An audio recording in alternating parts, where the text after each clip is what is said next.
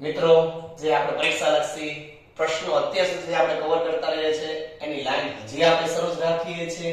તો આપણે આપણી ચેનલ હાર્દિક મકવાણા એસકે ચેનલમાં ફરી પાછા આપણે આગળ ભણશું પ્રકરણ નંબર 4.3 નો પ્રશ્ન નંબર 2.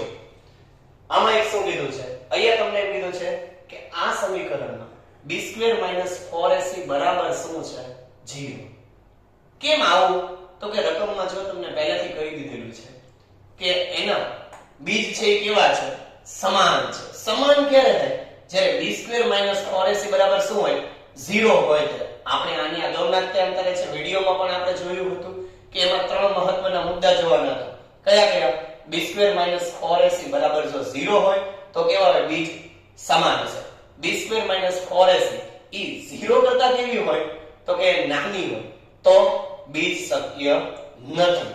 એવું છે ને. અને હારો એક જોઈએ b² - 4ac 0 કરતા મોટી રકમ આવે તો શું કરવાનું? તો કે એના બે ભિન્ન અને વાસ્તવિક બીજ મળે. આવું આપણે આની પહેલાના લેક્ચરમાં આપણે જોઈ ચૂકેલા છે. તો જેને વિડિયો જોયો ન હોય તો પહેલા અગાઉના લેક્ચર જોઈ લેજો, જેથી તમને હવે પછીના દાખલા શીખવા ખૂબ જ સરળ રહેશે. ચાલો જોઈએ છે પ્રશ્ન નંબર 2. આમાં પહેલેથી કીધેલું છે રકમમાં કે સમીકરણના બીજ કેવા છે? સમાન છે. એટલે આમાં પહેલા આપણે આપેલ સમીકરણ જે છે ને પ્રમાણિત સ્વરૂપમાં ફેરવીએ એટલે ax² + bx + c બરાબર 0 સાથે સરખાવીએ તો આમાં a શું થઈ જાય? a એટલે x² નો સહગુણક. a બરાબર x² નો સહગુણક કેટલો છે? 2. b બરાબર x નો સહગુણક એટલે k.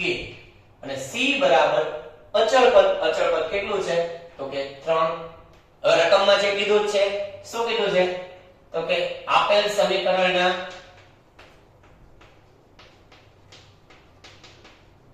બીજ કેવા છે?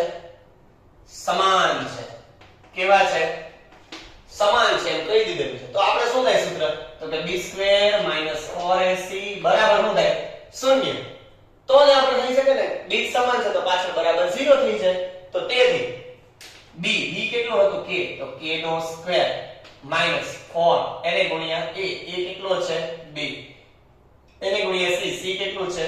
3 બરાબર 0. તેથી k² માઈનસ 4 દુ 8 8 તેરી 24. આ કોના બરાબર મળ્યું? k² માઈનસ 4 બરાબર 0. હવે તો આપણે તો શોધવાનું છે k શોધવાનું છે. તો k² ને કરતા બનાવીએ તો બરાબરની ડાબી સાઈડ છે ત્યાં અન્ય રહેશે. બરાબર ડાબી સાઈડ બીજી રકમ હતી -24. ઈ જમણી તરફ જાય તો માઈનસ ના કેવા થશે? પ્લસ થશે. આપણે તો શું શોધવાનું છે? k. અહીંયા તો k² છે તો k નો વર્ગ કાઢું તો અહીંયા શું લાગશે? વર્ગમૂળ. એટલે આ રકમ આખી વર્ગમૂળમાં જાય તો વર્ગમૂળમાં છે આને કે અવયવ થશે? તો કે હા. કયા? 6 ચોક 24. તો કે એ સિવાય બીજું કઈ થશે? 8 તેરી 24. પણ 8 તેરી 24 માં તો એક વર્ગ નીકળતો. 6 ચોક 24 એકમાત્ર એવી સંખ્યા છે કે જેમાં 4 નું વર્ગમૂળ નીકળે. એટલે સંખ્યા એવી લેવાની મોટા મોટી કે જેનો અંદર વર્ગ નીકળતો. 8 તેરી 24 ગણાય એટલે મોટી છે પણ એમાંથી એકેયનો વર્ગ નહોતો નીકળતો. 6 ચોક 24 માં 4 નો વર્ગ નીકળે છે. k બરાબર વર્ગમૂળની અંદર 6 ગુણ્યા 4 તો 23. k બરાબર કેટલા? વર્ગમૂળની બહાર નીકળે 4 તો 2√6. એટલે k ની વેલ્યુ કેટલી આવે? k બરાબર 2√6 આવશે.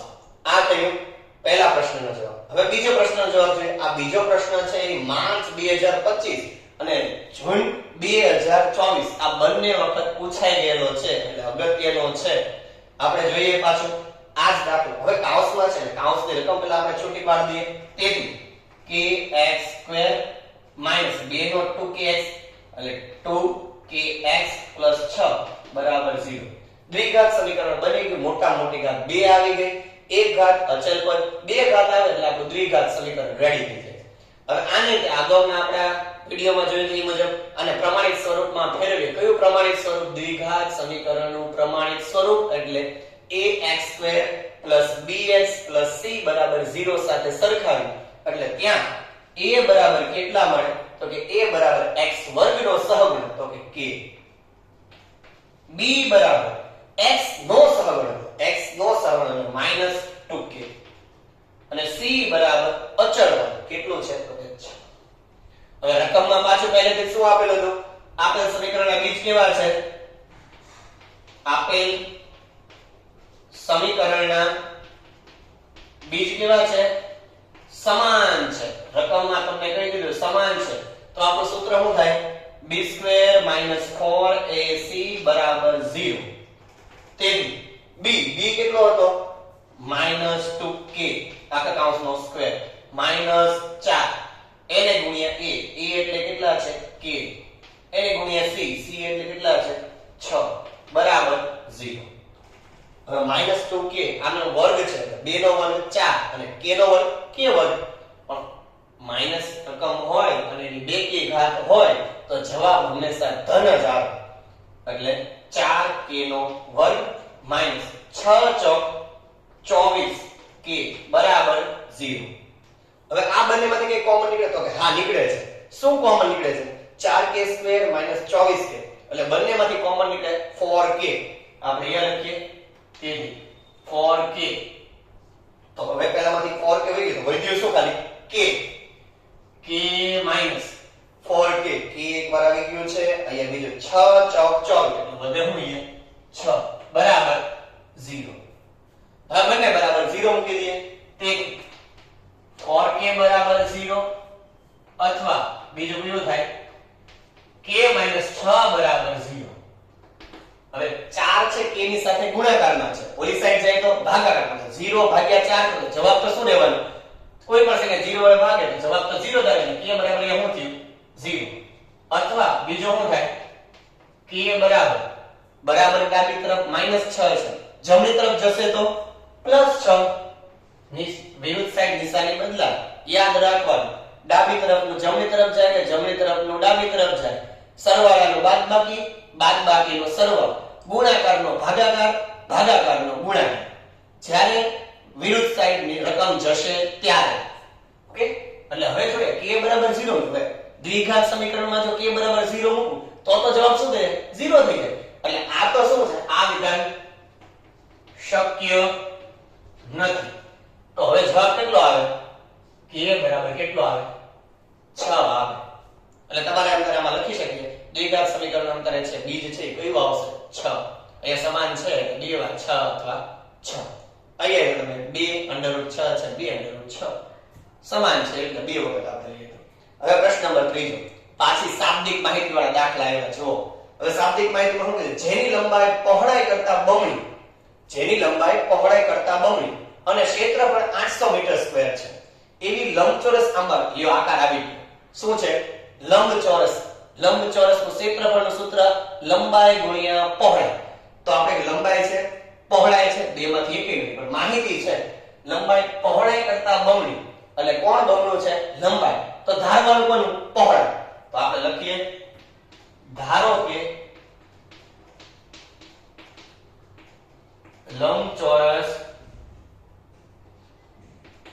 આંબાવાળીની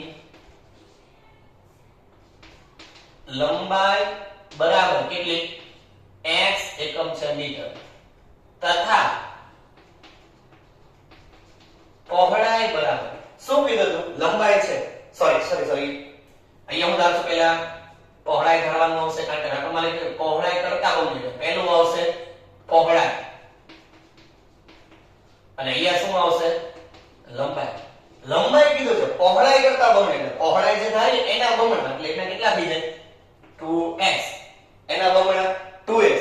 એટલે અહીંયા જે વસ્તુ છે લંબાઈ તમારી છે પહોળાઈ કરતા બમણી છે એટલે 2x થઈ ગઈ. આટલી વસ્તુ ખબર પડી. અને હવે એને શું ગોતવાનું? ક્ષેત્રફળ રકમમાં આપી દીધેલું છે તો લખીએ લંબચોરસ આંબાવાળીનું ક્ષેત્રફળ બરાબર કેટલું છે? 800. તો હવે કયો છે? ક્ષેત્રફળનું સૂત્ર શું છે? લંબાઈ ગુણ્યા પહોળાઈ. લંબાઈ ગુણ્યા પહોળાઈ બરાબર કેટલા આવે? 800. તેથી લંબાઈ કેટલી હતી આપણે હમણાં જ શોધી હતી? 2x. એને ગુણ્યા પહોળાઈ કેટલી છે? તો કે x બરાબર 800. તેથી 2x ગુણ્યા x એટલે શું થશે? 2x નો વર્ગ બરાબર 800. આપણે જો x વાળું અહીંયા બે ગુણાકારમાં છે ઓલી સાઈડ સાઈડ જાય તો ભાગાકાર, તેથી x વર્ગ બરાબર 800 ભાગ્યા 2, તેથી x વર્ગ બરાબર શું આવે 400. આપણો જવાબ આવી ગયો નહીં. આપણે શું જોઈએ છે? x જોઈએ છે. અહીંયા x છે એ તમારો નથી, x વર્ગ છે. હવે અહીંયા વર્ગ કાઢો તો ઓલી સાઈડ શું લાગે? વર્ગમૂળ. એટલે x બરાબર આ રકમ શેમાં આવી જાય? વર્ગમૂળની અંદર. તો વર્ગમૂળની બહાર નીકળે તો 400 કોનો વર્ગ છે? 400 કોનો વર્ગ છે? તો એ ન ખબર પડે એટલે 2 મીંડા છે, 2 નું મીંડું કેટલું થાય? 1. અને 4 કોનો વર્ગ છે? 2 નો. તો કોનો વર્ગ થશે 400? તો કે x બરાબર કેટલા આવે? 20. 20 નો થાય. હવે 20 નો વર્ગ થાય પણ કેવા? તમે જોઈ શકો. હવે મને એમ કહેશો એક જો 20 નો વર્ગ 400 માઈનસ 20 નો વર્ગ કેટલો થાય? આ બંનેનો વર્ગ કરીએ એને કેટલો થાય? 400 જ થાય. કેમ? કોઈ પણ રકમને અંદર 2 થી ઘાત આવે તો જવાબ કેવો થઈ જાય? ધન જ થાય. એટલે આ જવાબ છે 20 લખવો યોગ્ય નથી. એટલે આમાં શું લખવું પડે? પ્લસ અથવા માઈનસ. x બરાબર પ્લસ અથવા માઈનસ. પણ હવે કોઈ દિવસ લંબાઈ કે પહોળાઈ માઈનસ માં હોય ન હોય. એટલે x બરાબર શું થયું? x બરાબર -20 મૂકવા શક્ય નથી. તો હવે x બરાબર કેટલા મુકાશે? +20. એટલે ખાલી 20. તો x એટલે આપણે શું ધાર્યું હતું? પહોળાઈ. એટલે લખીએ તેથી લંબચોરસ કયું હતું? આંબાવાડી. આંબાવાડીની પહોળાઈ કઈ ધારી છે? x બરાબર કેટલી થઈ જાય? 20 મીટર. તથા બીજી શું હતી? લંબાઈ. લંબાઈ કેવી રીતે હતી?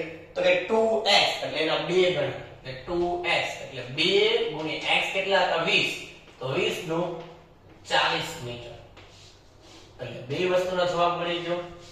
તમારી છે લંબચોરસ આંબાવાડી છે એની પહોળાઈ 20 મીટર હોય અને લંબાઈ છે એ કેટલી હોય? 40 મીટર. હવે આ બંનેનો ગુણાકાર કરો 20 ગુણ્યા 40 કરો એટલે 800 આવી જાય છે. આપણે રકમમાં કીધેલો તો હા આવી ગયો. આપણો અહીંયા જવાબ છે એ ઓકે છે. અહીંયા પ્રશ્ન આપણો ત્રીજો પણ પૂરો થાય છે. હવે આ પ્રકારના છેલ્લા 2 દાખલા બાકી છે. હવે પછીના પાછા વિડિયોમાં આપણે પછીના દાખલા જોશું. જય હિન્દ.